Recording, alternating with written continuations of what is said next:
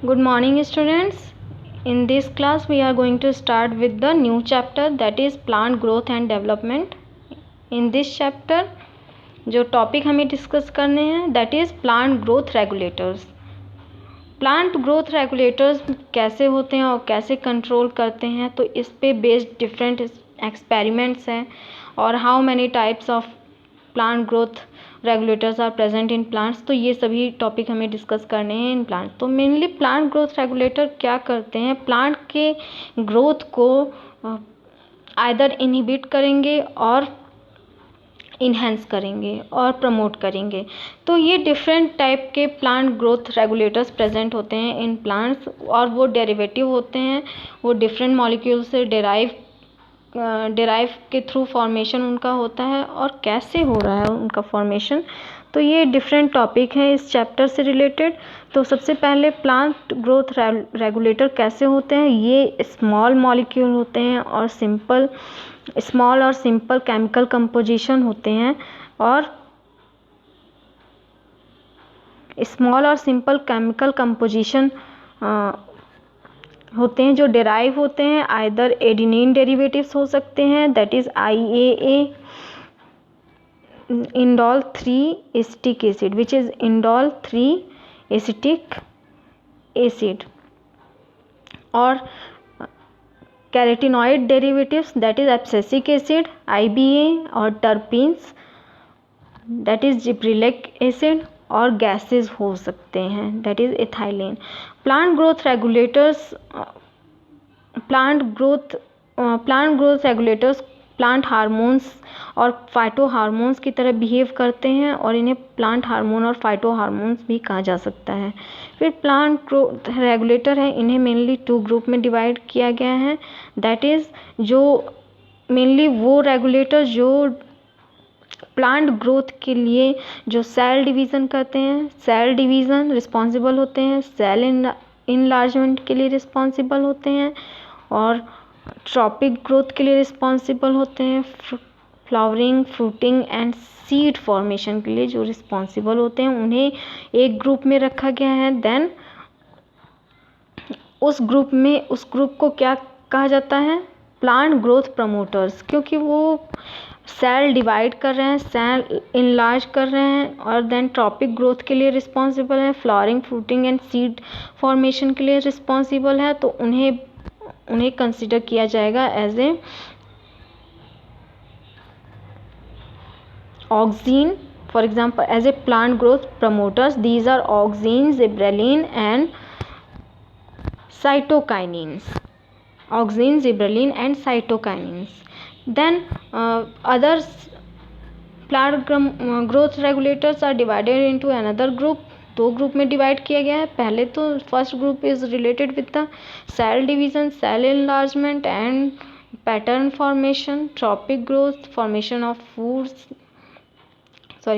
Fruit, seed, flower, and ये जो इसके लिए रिस्पॉन्सिबल हैं उन्हें एक ग्रुप में रख दिया गया. These are auxin, gibberellin and cytokinin. फिर अनदर ग्रुप में जो जैसे वुंड का फॉर्मेशन होता है तब रिलीज होते हैं, और during stress condition either abiotic भी हो सकता है और बायोटिक फैक्टर रिस्पॉन्सिबल हो सकते हैं उस स्ट्रेस के लिए. अब स्ट्रेस और वुंड के टाइम में भी हार्मोन्स रिलीज होते हैं, उन्हें अनदर ग्रुप में डिवाइड कर दिया गया है. वो हैं डॉर्मेंसी और एब्सिशन.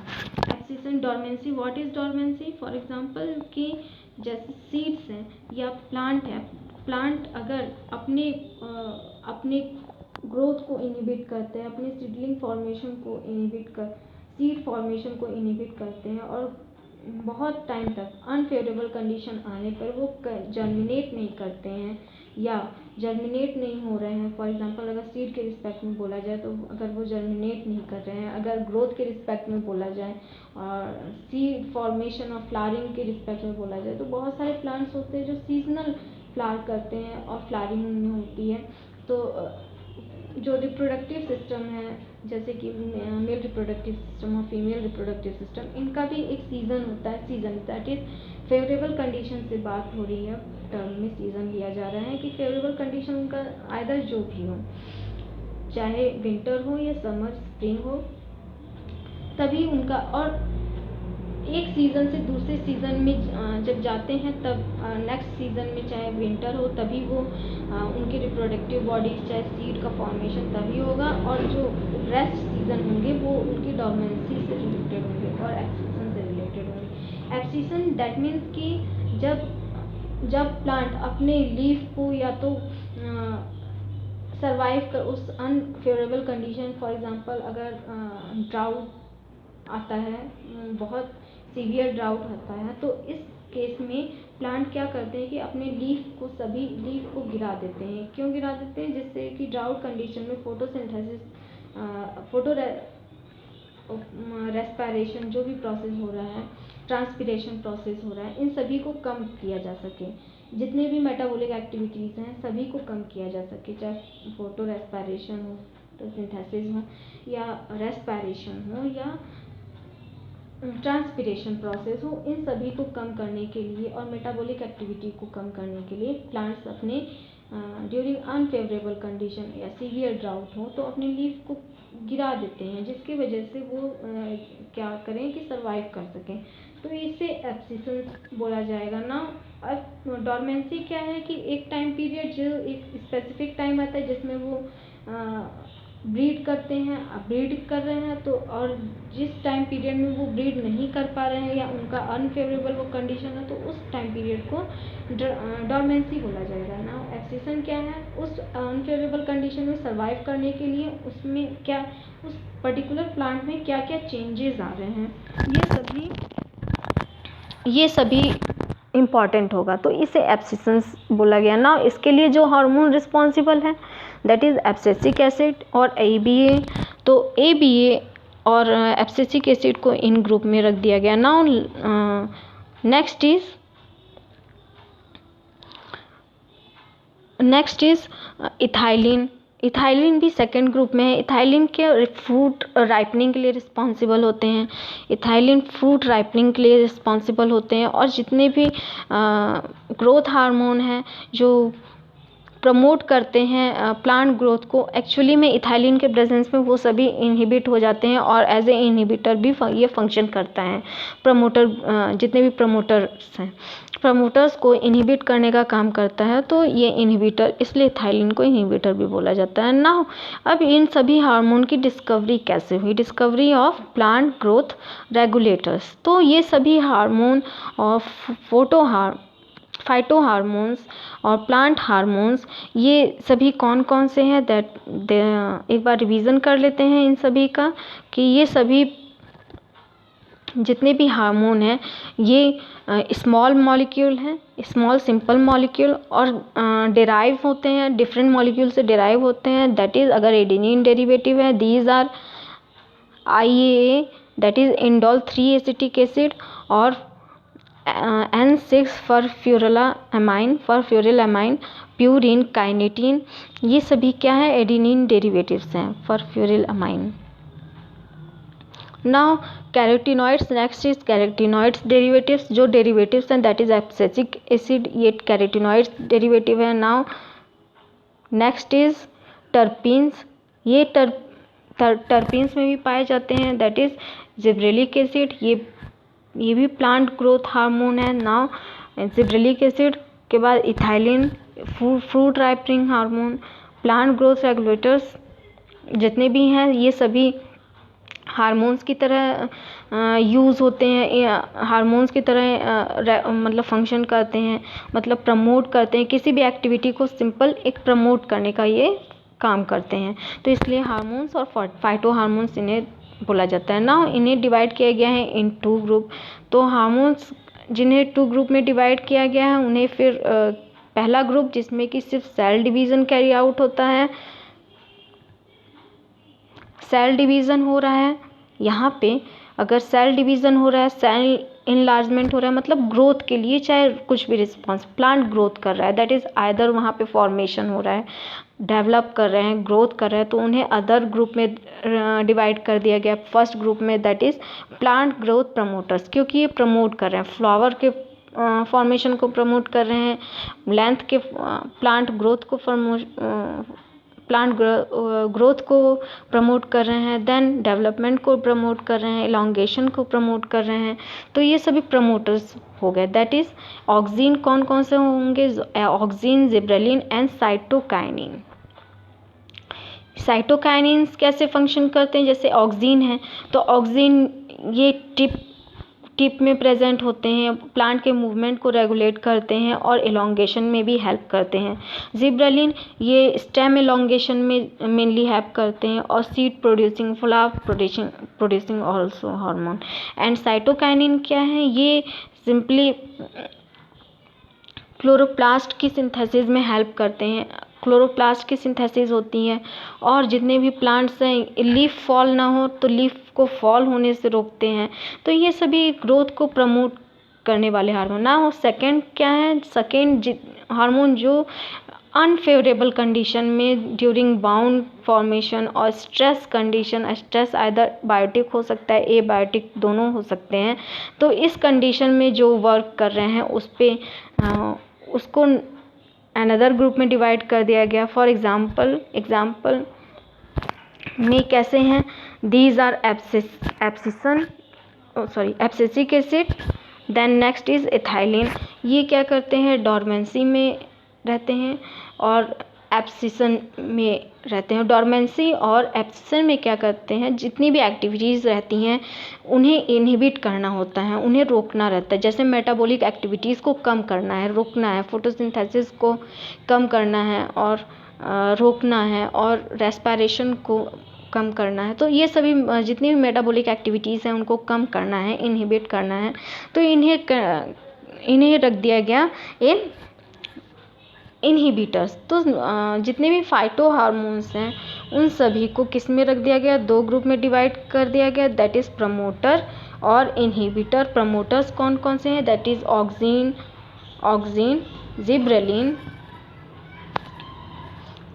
Gibberellin and cytokinin. और इनहिबिटर में कौन कौन से हो गए? दैट इज एब्सिसिक एसिड और इथाइलिन। ये सभी क्या करते हैं? इनहिबिट करते हैं प्लांट की ग्रोथ को, लीफ फॉर्मेशन को, क्योंकि अनफेवरेबल कंडीशन है यहाँ पे। जितना लीफ अगर ज़्यादा होगा वहाँ उतनी ही ज़्यादा अदर एक्टिविटीज जैसे फोटोसिंथेसिस, रेस्पिरेशन और ट्रांसपिरेशन, ये सभी प्रोसेसेस ज़्यादा होंगे तो इसलिए ये प्रोसेस को कम करा जा सके, उस ड्राउट, चाहे ड्राउट हो या कोई भी कंडीशन हो, उस हार्श कंडीशन में स्टिल सरवाइव रह सके प्लांट। तो इस वजह से ये सभी प्रोसेस होते हैं, ये सभी प्रोसेस कैरिड आउट होते हैं। Now next topic is discovery of plant growth regulators. तो प्लांट ग्रोथ रेगुलेटर्स के बारे में और सिंपली ऑक्सिन के बारे में सबसे पहले चार्ल्स डार्विन और फ्रांसिस डार्विन, उनके सन फ्रांसिस डार्विन ने वर्क किया और इसका एक्सीडेंटली डिस्कवरी हो गई। इन्होंने कैनेडी ग्रास के कोलियोप्टाइल पर इन्होंने एक्सपेरिमेंट किया और इन्होंने ये देखा कि जो कोलियोप्टाइल है कैनेडी ग्रास का, वो डेवलप कर रहा है टुवर्ड्स द लाइट सोर्स। जहाँ पे जिस तरफ से लाइट सोर्स आ रहे हैं उस तरफ प्लांट बेंड कर जा रहा है। तो हमने ये देखा कि चार्ल्स डार्विन और फ्रांसिस डार्विन, इन्होंने कैनेडी ग्रास के कोलियोप्टाइल पे जब लाइट सोर्स इमिट किया, that is unidirectional light source, सिर्फ एक जगह से इन्होंने लाइट ट्रांसफ़र किया, तो इन्होंने ये देखा कि जो प्लांट टिप है वो बेंड कर जा रहा है टुवर्ड्स द लाइट सोर्स। जिस तरफ से लाइट आ रही है उस तरफ बेंड कर जा रहा है प्लांट कोलियोप्टाइल और प्लांट टिप मेनली। तो फिर जब उन्होंने इस टिप को कट कर दिया, यहाँ पे टिप कट कर दिया, टिप कट करने के बाद उन्होंने देखा कि जो प्लांट है वो प्लांट मूव नहीं कर पा रहा है। और जब उन्होंने फिर से टिप को जोड़ दिया इस प्लांट पर, तो उन्होंने देखा कि फिर से प्लांट अपना लाइट सोर्स की तरफ मूव करने लग जा रहा है। तो इससे इन्होंने क्या देखा कि जब लाइट जिस भी डायरेक्शन पे पड़ती है, जिस भी डायरेक्शन से पड़ती है, उसको बेंड करने के लिए और उस प्लांट को बेंड करने के लिए लाइट सोर्स की तरफ वो मूव करे और अपने ही फोटोसिंथेसिस प्रोसेस, क्योंकि लाइट में ज़रूरी है लाइट होगा तभी फोटोसिंथेसिस प्रोसेस होगा और फोटोसिंथेसिस प्रोसेस के थ्रू प्लांट कार्बोहाइड्रेट प्रिपेयर कर सकेंगे। तो ये प्रोसेस हो सके इसलिए प्लांट मूव कर जाता है और बेंड कर जाता है सिंपली लाइट रिएक्शन की तरफ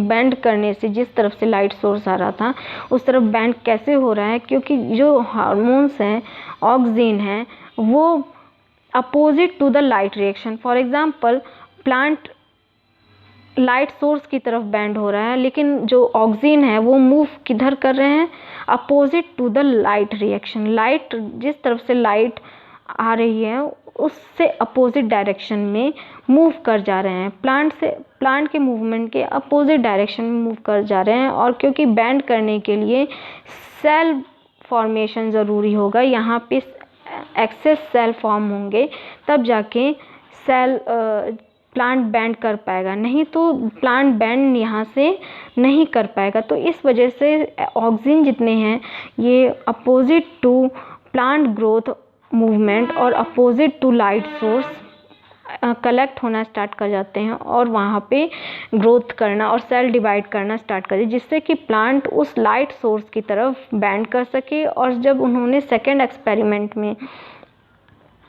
क्या किया कि इस कोलियोप्टाइल के टिप को कट कर दिया तो देखा कि प्लांट की ग्रोथ नहीं हो रही थी। फाइनली जब उन्होंने फिर से कोलियोप्टाइल के टिप को लगा दिया यहाँ पे, तो प्लांट ग्रोथ फिर से हो रहा था। तो इससे क्या कंक्लूज़न निकला, जो ऑक्सिन है that is phyto hormone, auxin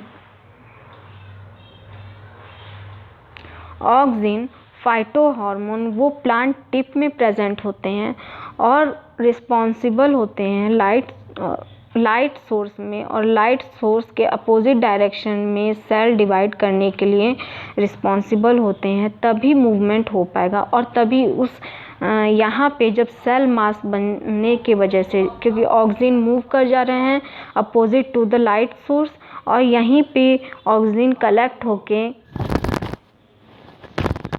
cell division को प्रमोट करेंगे, जिससे सेल डिवाइड करेगी और जो प्लांट कोलियोप्टाइल है फाइनली बेंड कर पाएगा टूवर्ड्स द लाइट सोर्स की तरफ बेंड ईज़िली कर पाएगा। अदरवाइज जब उन्होंने टिप को कट कर दिया तो क्या देखा कि प्लांट बेंड नहीं कर पा रहा है और मूव नहीं कर पा रहा है टूवर्ड्स लाइट सोर्स की तरफ, तो मूवमेंट नहीं हो पा रही है। और फिर जब उन्होंने टिप लगा दिया, वापस से फ्यूज़ करा दिया टिप को, तो उन्होंने देखा कि फाइनल जो कोलियोप्टाइल है वो मूव कर जा रहा है towards the light source.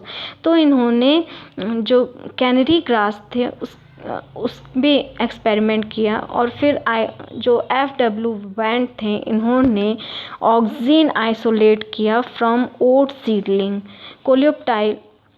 Seedling के कोलियोप्टाइल से इन्होंने ऑक्सिन आइसोलेट किया। फाइनली जो इससे ये कंक्लूज़न निकला,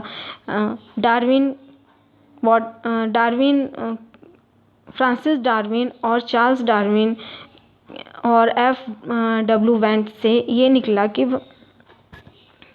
कंक्लूज़न ये निकला कि जो ऑक्सिन है वो एज ए ग्रोथ हार्मोन है और प्रमोट कर रहे हैं सेल डिवीज़न को। और ये फंक्शन कैसे होते हैं और इनका फॉर्मेशन कैसे होता है, इनका फॉर्मेशन हमेशा opposite to the light reaction, और ये प्रमोट करेंगे सेल डिवीज़न को प्रमोट करेंगे और coleoptile movement responsible for the movement of coleoptile towards the light source की तरफ कोलियोप्टाइल मूवमेंट के लिए रिस्पॉन्सिबल होंगे। तो इस तरीके से जो ऑक्सिन की डिस्कवरी हुई, और मतलब एक्सीडेंटल डिस्कवरी हुई, और एक्सीडेंटल डिस्कवरी में डार्विन चार्ल्स डार्विन और फ्रांसिस डार्विन और FW ने इन डिस्कवरी फाइनली ऑक्सीन की दैट इज़ रिस्पॉन्सिबल। और इसका कंक्लूज़न क्या निकला कि जितना जो प्लांट ग्रोथ हार्मोन है दैट इज़ ऑक्सीन, वो लाइट के अपोजिट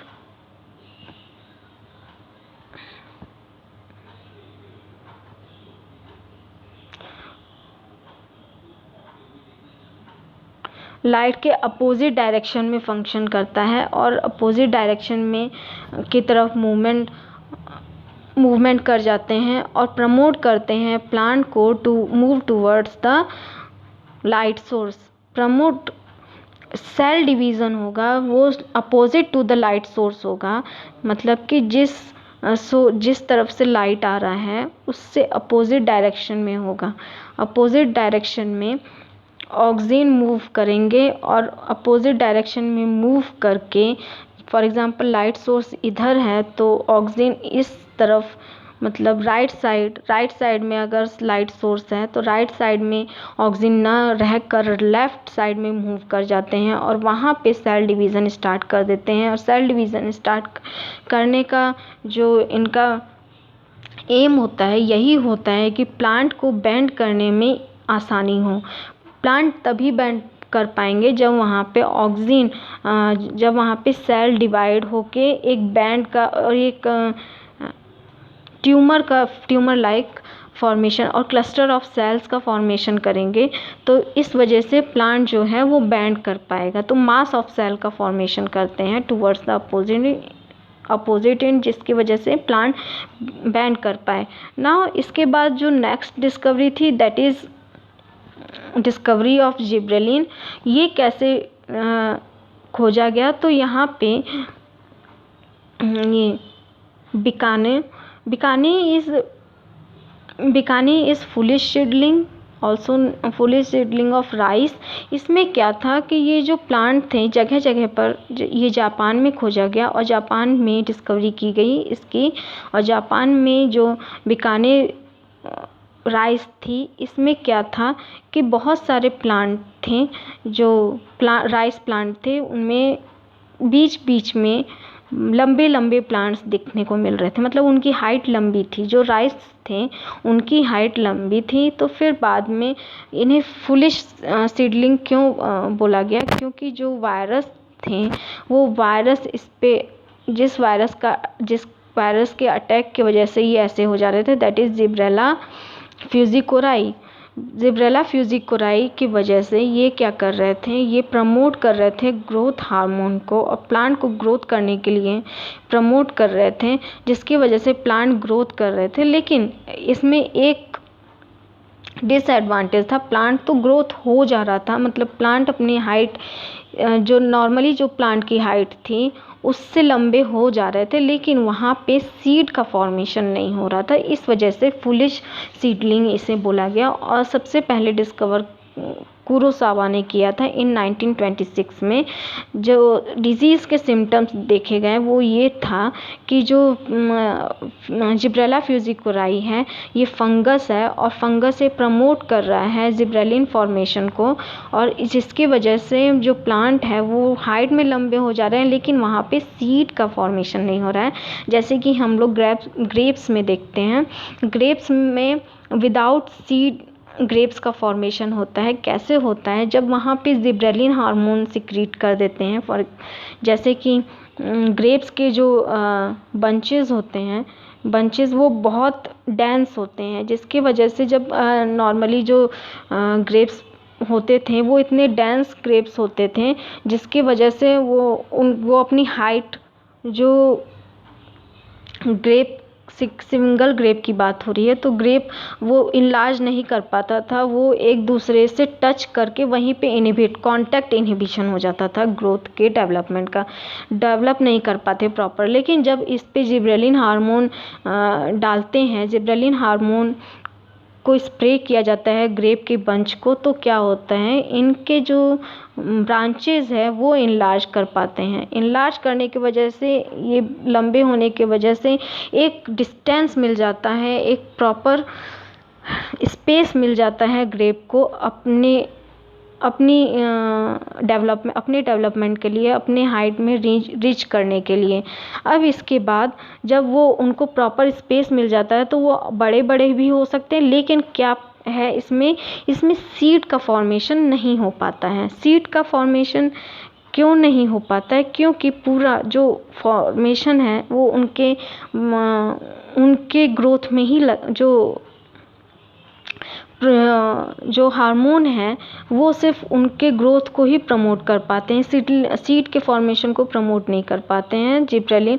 तो इस वजह से इसे फुलिश, जिस सीड जब राइस में देखा गया तो फुलिश हार्मोन बोला गया और फुलिश सीडलिंग बोला गया। दैट मीन्स कि ये बिना वजह की लंबाई का बढ़ना है, क्योंकि एक सीड का फॉर्मेशन होना है उस राइस में, तो सीड तो नहीं बन पाता है, लेकिन वो प्लांट हाइट जिसका कोई मतलब नहीं है, तब भी वो प्लांट की हाइट बढ़ जाती है। तो सबसे पहले इसे कुरोसावा ने 1926 में रिपोर्ट किया इस डिजीज़ के सिम्टम्स को। नाउ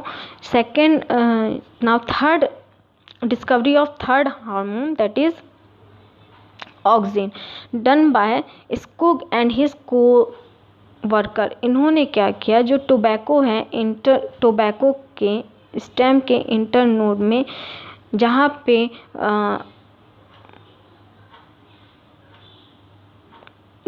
सेल्स सिर्फ डिफ्रेंशिएट होती हैं जब वहाँ पे ऑक्सिन प्रेजेंट होता है।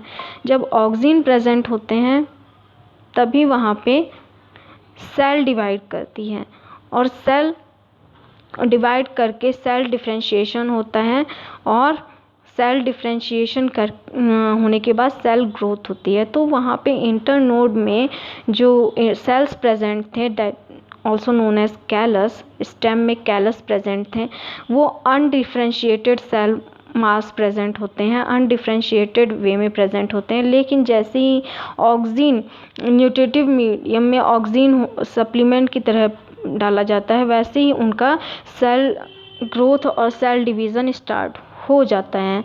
तो ये किसने डिस्कवर किया था? स्कूग एंड को वर्कर। फिर स्कूग एंड को वर्कर लेटर उन्होंने जो क्रिस्टलाइन सॉलिड डिस्कवर किया, that is cytokinins and kinetin. Cytokinins ये क्या करते हैं, और काइनेटिन ये भी ग्रोथ प्रमोट करते हैं, लेकिन by the formation of chloroplast.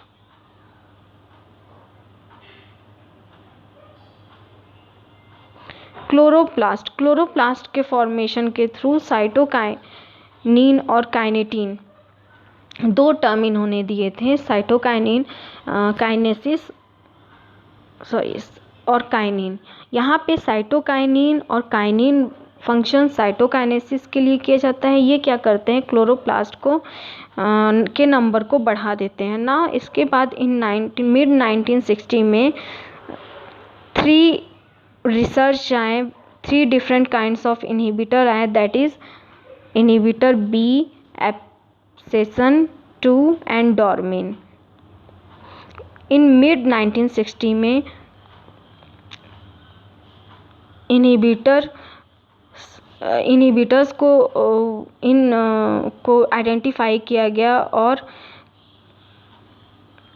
Report किया गया। ये इनहिबिटर कौन से थे? इनहिबिटर बी, एब्सिसन 2 और डॉर्मिन।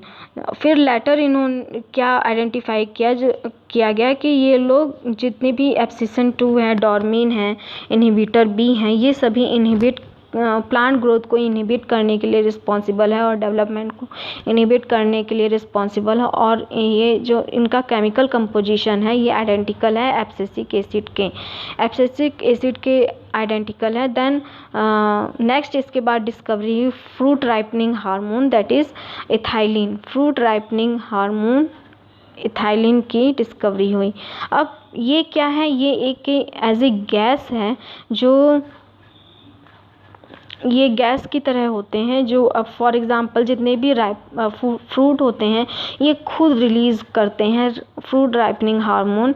अब ये इथाइलिन है, गैस है। फॉर एग्जांपल अगर हम किसी कच्चे या अनराइपनिंग फ्रूट में अगर किसी एक पके हुए सेब को और राइपन्ड एप्पल को रख दिया जाए in the container of unripened apple, तो वहाँ पे क्या होगा, किसी भी राइपन्ड फ्रूट में रख दिया जाए तो इथाइलिन गैस क्योंकि एक एप्पल से रिलीज़ होगा और ये प्रमोट कर देगा और भी एप्पल क्या होंगे उस कंटेनर में राइपनिंग उनकी स्टार्ट हो जाएगी।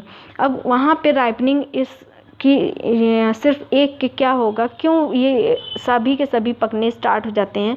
फॉर एग्ज़ाम्पल अगर हम कभी सेब का कोई एक प्लास्टिक लें और उसमें 4-5 सेब कच्चे रख दें और फिर उसमें क्या करें कि एक पका हुआ सेब रख दें, तो उसमें से खुद गैस रिलीज़ होगी, इथाइलिन गैस, जो और जितने भी एप्पल हैं उन्हें इन्हेंस करेंगे राइपनिंग के लिए। तो ये इन्हेंस करते हैं राइपनिंग के लिए, लेकिन इसके साथ ये इनहिबिट करते हैं प्लांट की ग्रोथ को। अगर प्लांट पर हैं तो अगर प्लांट पे